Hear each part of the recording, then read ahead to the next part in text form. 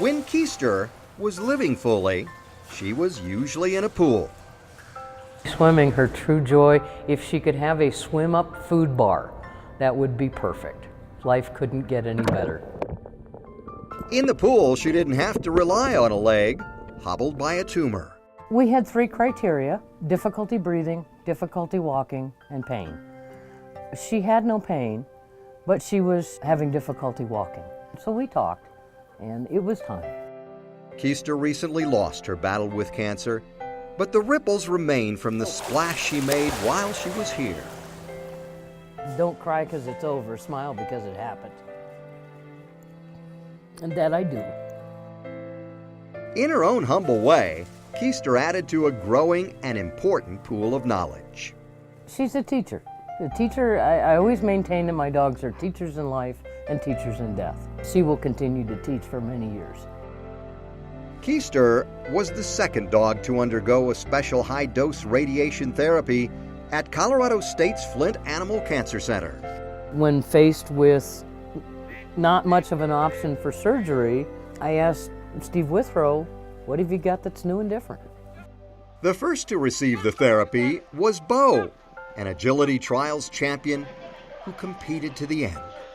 I wanted to make sure that I had no regrets, no stones unturned, and that I did everything I could for them with the best information possible. The one thing that Steve and everybody else does is they never take away your hope.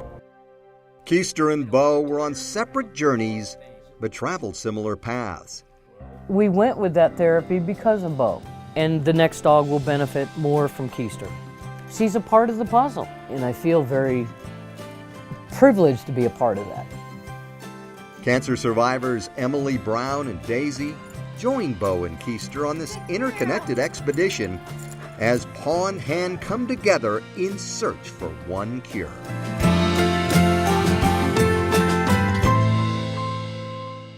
How are you? You look fabulous. Thank you too. You're so Emily Brown and Leah Gore believe in the power of one cure. Dr. Gore has been Emily's medical oncologist since she was first diagnosed with cancer. We were together, quite frankly, 24/7 for that 10 solid months of treatment. I don't think there was a day that I wasn't very close to being gone, to death. And you do create those bonds very easily during that time period. At one point, Leah ran out of answers, which meant Emily was out of options. I was given 3 months to live. And, it was pretty explicit what was going to happen in those 3 months. and realize what it is that got us here. And that's such an extraordinary privilege. Dr. Gore contacted the Flint Animal Cancer Center to see if there were any promising clinical trials in dogs that could benefit Emily. It's a rare opportunity when you have the chance to drive up the road or make a quick local phone call to somebody that has really contributed very significantly to the benefit of patients that you're taking care of. I was able to get in a study for an experimental drug that CSU had helped develop, and the only thing that could have saved my life in that time period was experimental treatment. There was no other drug in my system at that point. We're not doing this because it's just interesting. I would never offer a patient a trial that I didn't think was worth it.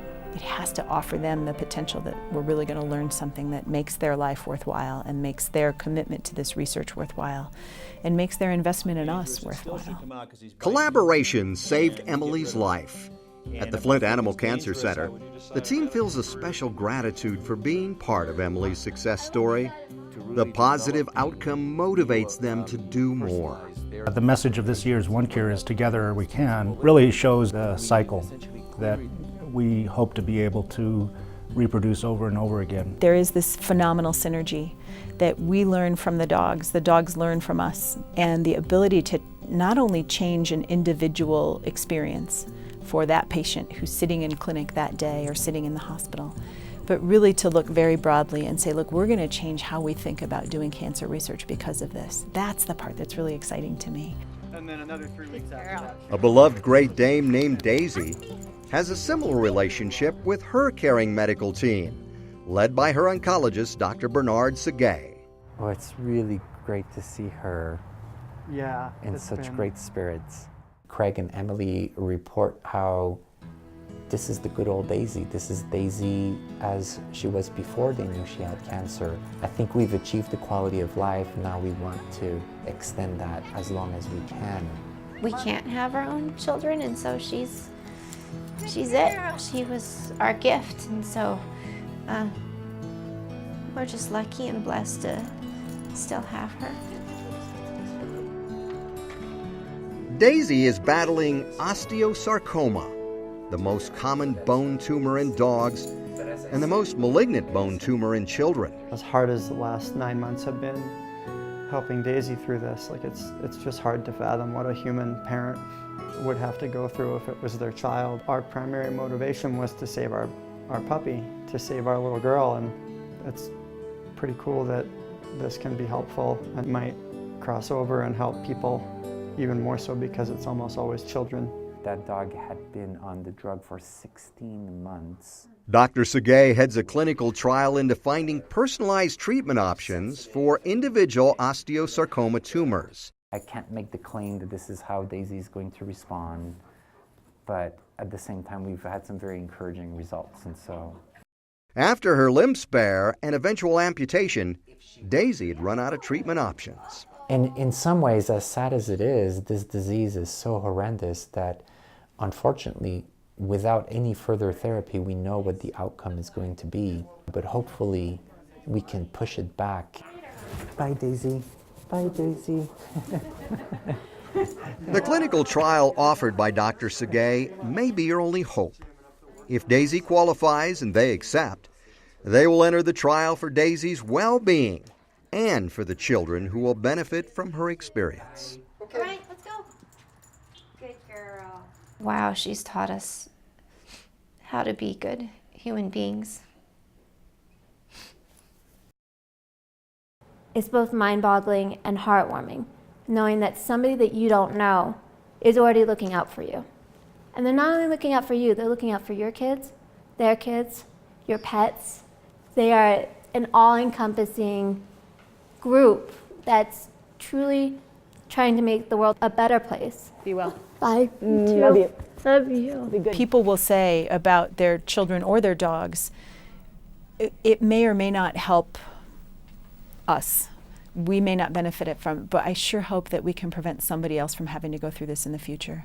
And over again, we hear that from families that are willing to participate in research studies. If we work hard at it and we keep at it, eventually we will find better treatments and hopefully one day find a cure. I saw great potential in collaborations. Through and One Cure, collaborations of we learn from one another and create new solutions by tackling the problems together. I can find kindred spirits at the Animal Cancer Center to really create these multidisciplinary teams that together have the knowledge and the expertise and the vision to move the field forward. Clinical trials are the only way we have to make innovations. If we stayed the same, I think we'd lose the hope. We had a great ride together and a lot of extra fun because of what they did for us at CSU, but I don't have the words as to how I would thank them. They truly are trying to save an animal's life, and unfortunately for us, saving their lives is going to save my life. And when we find that one cure, that's going to benefit children, it's going to benefit adults, it's going to benefit everybody.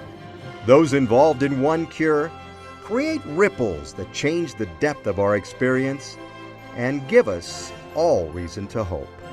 It's just the little things in life for both the animals and the people. It's hope.